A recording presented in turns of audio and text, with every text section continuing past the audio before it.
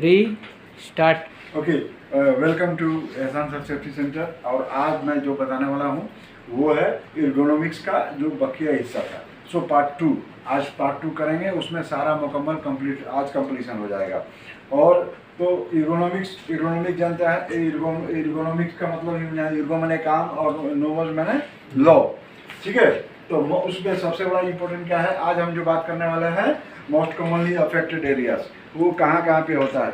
इसके पहले हम थोड़ा सा रिकेप कर देते हैं। रिकेप में ये है कि एक्सरसाइज में बार बार रिपीट करने का किसी के आदमी को कहा जाए, कोई आदमी अपने जॉब में बार बार रिपीटेशन कर रहा है और वो डिजिग्नेटेड टाइम से अधिक कर रहा है, जिसके कारण से ये एर्गोनॉमिक्स का जो भी इफेक्ट आता है वो होता है। तो बार बार रिपीटेशन है ये एक बहुत बड़ा, कोई भी काम में, मिसाल के तौर पे अगर कोई आदमी 400 बोरा रेगुलर एक आदमी उसको उतार रहा चढ़ा रहा उतार रहा चढ़ा रहा उतार रहा चढ़ा रहा, तो वो उसमें एर्गोनॉमिक का प्रॉब्लम आ सकता है, ठीक है। दूसरा नंबर है ये है, तो उसमें हम अभी एक एक लाइन से स्टार्ट करते हैं। मोस्ट कॉमनली अफेक्टेड एरियाज कौन होता है एर्गोनॉमिक्स से? तो पहला नंबर है कि back, arms and elbows and shoulder, ये चार चीज़ है जो पहला नंबर पे आता है। दूसरा है गर्दन नेक, फिर हैंड्स है, उसके बाद से फिंगर है, और उसके बाद से नी है, एंकल्स है, फीट है, ठीक है। अब हम इसमें जो है method of protection against MSDS कैसे करेंगे भाई? तो इस्टेब्लिशिंग एर्गोनॉमिक प्रोग्राम, क्या करना है? प्रोग्राम करना है। एस्टेब्लिशिंग मैंने प्रोग्राम को हम एस्टेब्लिश करेंगे उसको प्रोटेक्ट करने के लिए कि भाई ये सब जो है इंजुरीज, जो वर्क रिलेटेड इंजुरीज है वो नहीं होना चाहिए किसी भी ऑर्गेनाइजेशन में, किसी जॉब में। मैक्सिमम जो रिपोर्ट हो रहा है कि भाई इसको कमर में चोट आ गया, किसी का गर्दन में चोट आ गया, किसी को कुछ हो गया, तो ये जब रिपोर्ट आ रहा है तो उसके लिए जो हेल्थ एंड सेफ्टी एक्सपर्ट है तो वो उनके पास ये प्रॉब्लम, भाई आप इसको कैसे रिड्यूस करेंगे? तो वो क्या करेगा कि establish program, ergonomics program establish करेगा, एक प्रोसीजर बनाएगा, फिर उसमें ट्रेनिंग देना पड़ेगा कि आप कैसे मैनुअल हैंडलिंग करते हैं, या अगर कोई मान लीजिए कि कंप्यूटर में बैठ करके काफ़ी देर तक बैठा रह रहा है, कीइंग कर रहा है, तो ये सब हजार्ड है उसका, तो वो उससे बीच बीच में रुक के कैसे करना है। चाहे इलेक्ट्रिकल हम काम कर रहे हैं और एक छोटा सा सीढ़ी ले करके और हम आउट रीचिंग कर रहे हैं, तो ऑकवर्ड पोस्चर हो जाएगा ना, ऐसे लटक करके झुक करके ऐसे स्क्रू या ट्यूबलाइट अक्सर घरों में होता है। तो ये जो है सारा जो समझ में आ जाता है। तो ये बात हो गया कि मोस्ट कॉमनली एरियाज हमारा कौन सा है। दूसरा नंबर है मेथड ऑफ प्रोडक्शन में एस्टेब्लिश प्रोग्राम करना है, उसमें कंडक्ट ट्रेनिंग करना है, और फीडबैक फ्रॉम जितने भी वर्कर से लेकर ऑफिसर, इंजीनियर जो भी है जितने हैं, सबका फीडबैक लेना है, उसका क्वेश्चन आंसर लेना है, क्योंकि भाई क्या हो रहा है, हम इसको कैसे करेंगे, ये इंपॉर्टेंट है।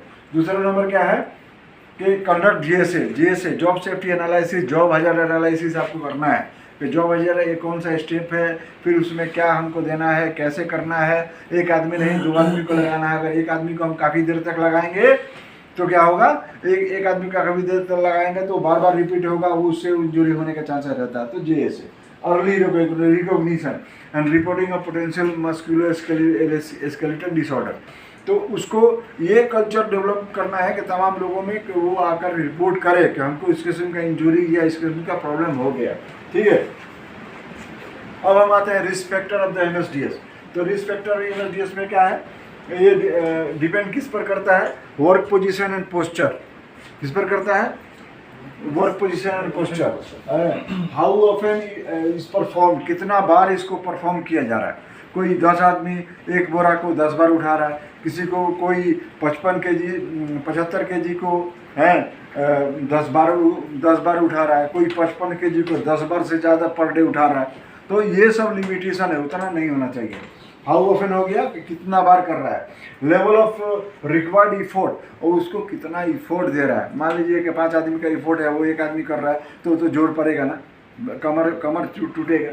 तो level of required effort and duration, और कितना ड्यूरेशन तक वो लगातार इफोर्ट कर रहा है, तो वो somehow it comes into the repetition. Okay, तो ये हो गया। उसके बाद से हम बात करेंगे कि ये हजार्ड्स इसमें कौन कौन सा है। तो हजार्ड्स क्या है भाई रिपीट, यही हमारा जीएसए बनाने में चाहे जितना सेफ्टी वाला सेफ्टी प्रोफेशनल्स है, चाहे सेफ्टी ऑफिसर है, चाहे जो भी सेफ्टी से रिलेटेड आदमी है, उनको ये जानना जरूरी है कि repeated same motion more than 2 hours हैं, क्या क्या है, हैंड है, रिस्ट है, ये सब पार्ट्स का, एंकल है, एल्बो है, एंकल है, नेक है, ये सब क्या है, ये सब पार्ट्स है। तो अगर ये repeating same motion more than 2 hours, ये 2 घंटे से लगातार ज़्यादा काम कर रहे हैं एक ही काम को, duck duck duck duck duck duck duck ऐसा लगातार 2 घंटा कर रहे हैं, तो वो आ जाएगा एर्गोनॉमिक्स में, ठीक है। तो वो एक हज़ार्ड है। तो अभी पूछेगा कि एर्गोनॉमिक्स का हज़ार्ड कौन सा है भाई, तो हर आदमी माने क्या हो जाएगा, बोका बन जाएगा। क्या बन जाएगा, नहीं बता पाएगा। नॉर्मली फॉल फ्रॉम हाइट का हम लोग बोल देते हैं कि fall from height, working height is a hazard. तो ये अभी क्या है, repeating same motion more than 2 hours is a hazard. किसका हैजार्ड है भाई, तो एर्गोनॉमिक्स का, ठीक है। Intense keying for more than 4 hours, अगर कंप्यूटर पर बहुत की चलाना, कीबोर्ड चलाना, तो लगातार 4 घंटा बैठ कर टक टक टक टक टक टाइपिंग कर रहे हैं, ऐसा कर रहे हैं, तो मिसाल के तौर पर कहाँ ये हैजार्ड कहाँ मिलेगा, कोर्ट में जो की टाइपराइटर की होता है ना, तो बहुत सारा बैठ कर टक टक टक टक टक टक टक टक टक है, तो वो कीइंग वाला वो एर्गोनॉमिक्स का हज़ार्ड होता है, ठीक है। Pressing the body against the sharp edges, कोई भी ऐसा है, या तो आप ये pressing the body against sharp edges, कोई तेज धार वाला चीज़ है और उस पर दबा रहे हैं, तो वो एक प्रॉब्लम है। ऐसा उसके बाद से sharp, standing kneeling for prolong period, काफ़ी देर तक खड़ा होकर के